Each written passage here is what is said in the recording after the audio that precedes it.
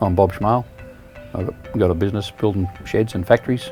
I probably had about 30 boats in my life, from tinnies to 6 metre boats, then back down to smaller boats, then back up to 26 footers, 40 odd footers, 35 footers, then back to plate boats again. Went for a trip to New Zealand with the missus, rang him up, White Pointer, said, mate, can I come over with your boats? They were quite welcome to, come over. They took me out for a test run in one of their boats that someone had brought, and loved it. When I was over there, we were in 5 metre seas and probably 25 knot winds, and it just doesn't move. Didn't roll, where other boats I've had, want to roll over, and it's just so stable and handles well in the rough. The name of the boat's called Royal Rush. Open boat. I didn't want to lock up like in Tasmania and New Zealand. They built a lot of lock-up boats because of the cold weather. I just want an open boat so I can get from the front to the back if only 2 were sufficient. Designed it how I wanted it, big bench seats, or lounge chairs as they call them over there, with freezers and fridges. Just 2 bucket seats. I designed the engine cover at the back with a locker and a seat, and I didn't want outboards for when you're down the back of the boat, like game fishing or even jigging. You can't reach over the motors, so I've got the walk around built on the back of it with rails right around, so you can walk right around it. You can fish straight down off the back of the boat, and the props are Euro props underneath the walk around, so it's really good. Volvo 260, the most economical motor I've ever had. I think today we're doing 32 knots and uses 52 litres an hour.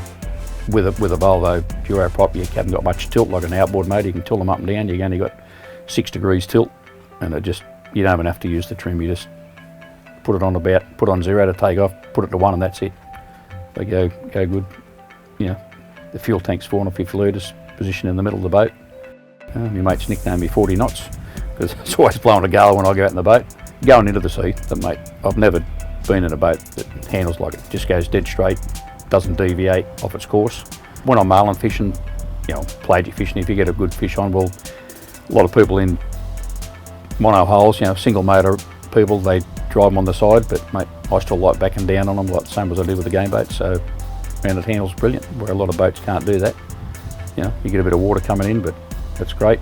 And if I'm bottom bouncing, like out on the deep water, chasing harpooker and stuff, well, you get a fish on and it's out the back, well, you can, no matter what the weather is, you can still back down to get it, instead of having to drive around downwind of it. The boat's built heavy, that's why it weighs so much. It's 6mm plate, aluminium plate. The floor and the sides are 5. Fuel hull's 450 litres, 150 of water, plus all my gear.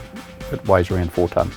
A lot of the White Pointer boats have got just open gunnels in the side, like storage areas.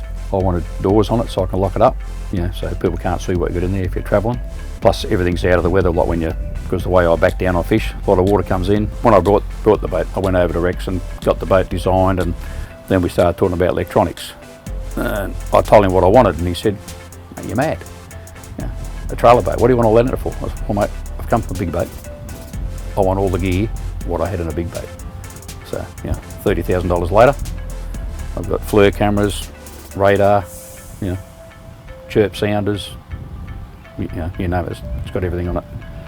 The guys from Marine really looked after us, so it was great. The main reason I got the FLIR camera, because I wear glasses, and because it's a full glass wrap-round windscreen, it's very hard to see overnight in the dark. Radar wasn't real confident on, which I've had before, so I had a look at the FLIR camera, what they can do. A lot of money, but mate, you drive in the dark and it's just like daytime. You don't have to worry about looking out the windscreen, you just look at your sounder screen and it's brilliant.